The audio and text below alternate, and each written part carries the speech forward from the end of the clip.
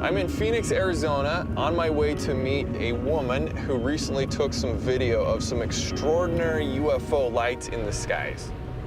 This sighting happened in 2019, but there's been strange activity here for over 60 years. And eyewitnesses are convinced these lights are not of this world. Dr. Lynn. So good to see you. I hear that you had a really impressive sighting. I was right in this area. I was home. This is before 7 o'clock, and it was dark. And I'm sitting in front of the TV. The lights started to flicker. And when those lights went out, then the TV went off.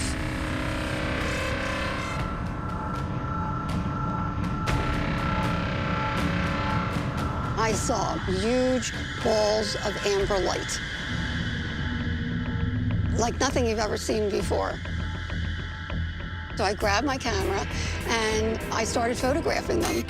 First one and then another pop up, so there were 4 altogether. Yeah, I see there's 4. The lights all appeared in a line, a formation, as if they were connected to a singular craft. They were so unusual. Technology-wise, it seemed that there was an intelligence behind them.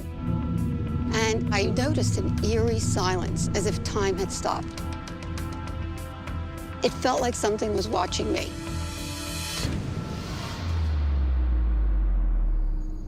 Wow. It was extraordinary. Were you seeing any lights, like from aircraft in the area? There were planes coming into the airport, Sky Harbor International Airport, at the same time. So we compare this, which we know is a plane.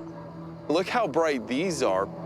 Quite different from any plane. So you have video of this as well? I do. This is a video. Oh, wow. The video also shows the bright lights in formation, hovering in place. They are too close to each other to be helicopters and too bright to be drones. You got something really impressive, like just hovering out there. Exactly. But there's more. This is not the first time Dr. Katai has seen UFOs in the Arizona skies.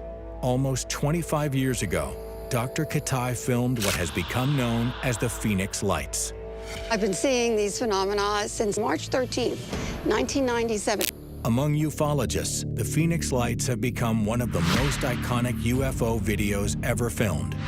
20,000 citizens reported seeing the strange object pictured in Dr. Katai's video. They described it as a mile-wide, triangle-shaped craft with 6 distinct lights. It crossed roughly 300 miles of airspace, with reports coming in from Phoenix to Tucson. And one of the witnesses turned out to be a famous actor. One of the private pilots happened to be Kurt Russell. I saw 6 lights over the airport in absolute uniform in a V shape, and I reported it. And they said, we're not painting anything, we don't show anything. I said, well, okay, I'm going to declare it's unidentified, it's flying, and it's 6 objects. That was the most viewed UFO event. Over 20,000 people saw that. Thousands of people? What's going on? It could possibly be, I think, the greatest mass sighting in our country's history. And you had a front row seat. I did. With so many witnesses to this event, the government was forced to investigate, bringing about what is believed to be one of the greatest UFO cover-ups in history. They claim the lights were not attached to an alien aircraft, but were simply flares set off during a military exercise. When they had to come out with something, they came out with the flare theory. Flares drift haphazardly with the wind, have huge smoke trails. It was bizarre. The next morning, headlines. That's really disappointing. Phoenix lights are flares. It's like they bid it hook, line, sinker and said, this is what the military says, this is what we're going with. Exactly. Military flares leave behind prominent smoke trails as they fall, which rules them out as a suspect. But others saw the static hovering lights. Dr. Katai has assembled a group of witnesses to the 1997 Phoenix Lights event. Fearing retaliation, a few have asked to remain anonymous. Wow. Thank you guys for coming here. I understand you're all witnesses to the Phoenix Lights. What did you feel like when they come out with this official explanation in the newspapers? Flares. That's typically the comeback I'll hear if I say I saw the Phoenix lights. People say, oh, those were flares. They weren't flares. That's a slap in the face. I was a fighter pilot in the Air Force in Vietnam. One of our missions was dropping aerial flares. So I've actually dropped those aerial flares and been on the ground while we're being attacked, having the flares overhead. It's interesting you say that. My father fought in the I Corps area in Vietnam in '68 and '69. He concurred the same thing. You said aviation flares, they drop slowly. The flares aren't going to stay in a perfect V-shaped formation and fly for miles because they're actually suspended by parachute. The Phoenix lights flew right over my wife and I that evening.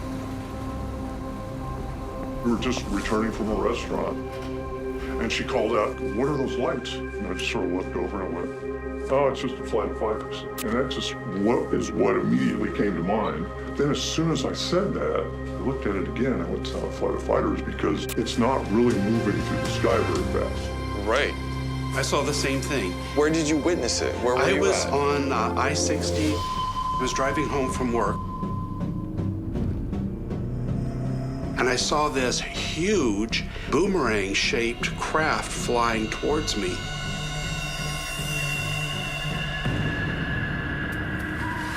I slammed on the brakes.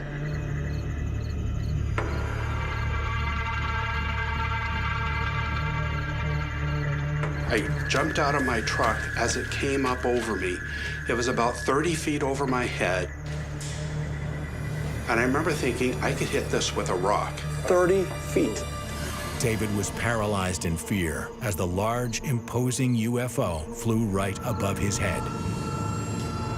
It was a gunmetal gray, and there was like thousands and thousands of thumbprints in it.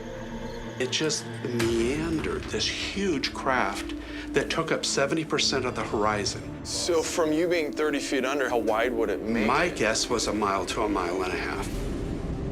Whoa. From tip to tip. But there was no one else around. I looked because I wanted to have some validation for what I saw. But the nearest light I could easily see right into. And out of that poured what looked like lava. And as it poured down about 4 to 6 feet, it stopped. And then it went right back up in. And then more would come down. And I remember thinking, I'm gonna get burned, because I was that close to it. But there was no heat, and there was no sound. And I stood there, and as it passed by, and I watched it till it went out of sight, I just started crying. It was overwhelming. And that has stuck with me from that day, from that moment.